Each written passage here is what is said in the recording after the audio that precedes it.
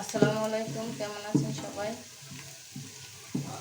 এই যে আজকে রান্না করতে এসে বললাম, গ্যাস নাই, সেজন্য মাল্টি কুকারে রান্না করতেছি।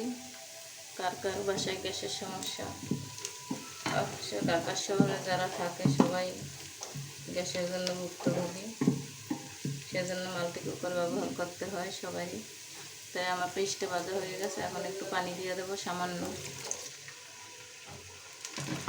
মাল্টি কুকার অবশ্য পানি বেশি দেওয়া যায় না, পানিটা খুব কম টানে, পানি একদম কম দিতে হয়। এখন আমি এখানে মশলা দিয়ে দেব, হলুদ, মরিচ, আদা, রসুন,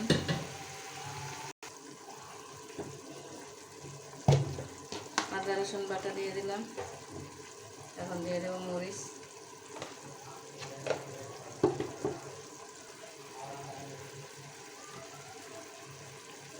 ধনিয়ার গুঁড়া,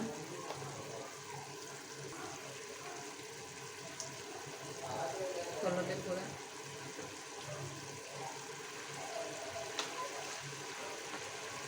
লবণ।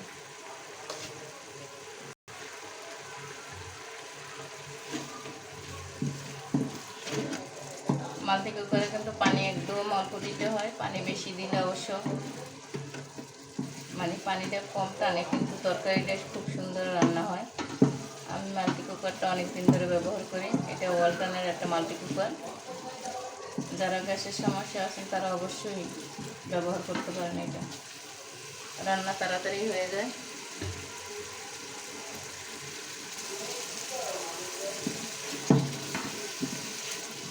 মশলাটা মোটামুটি কষানো হয়ে গেছে, দেখছেন।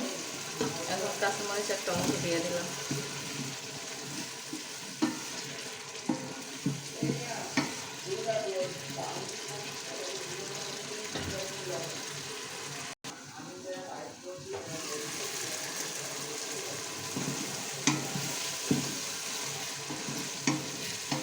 টমেটোটা দেওয়ার পর আমি একটু ঢাকনা দিয়ে দিয়েছিলাম। এখন দেবো সামান্য পানি।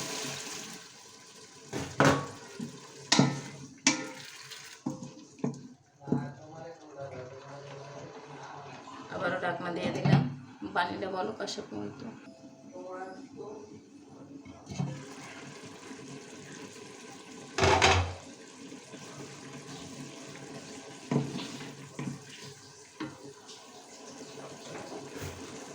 এখন দিয়ে দিলাম এই যে বাইলা মাছ।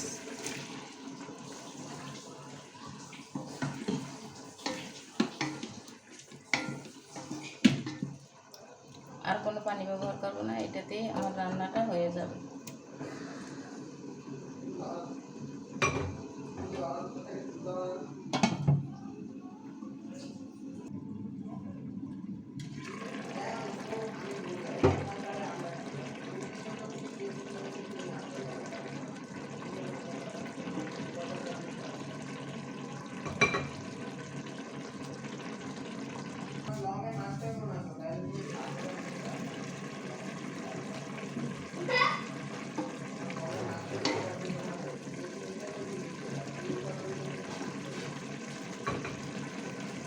অনেক দ্রুত কিন্তু রান্নাটা হয়ে গেল।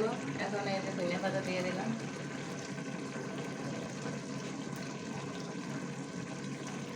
ধনিয়া পাতা দিয়ে একটু ঢাকনা দিয়ে দিলাম।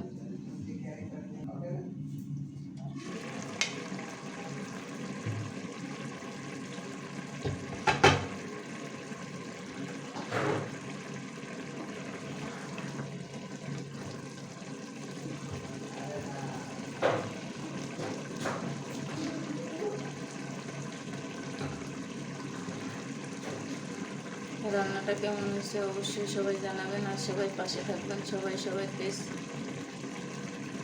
ভিডিও দেখবেন। এটাই, আমরা যারা ফেসবুকে কাজ করি সবাই পাশে থাকবেন।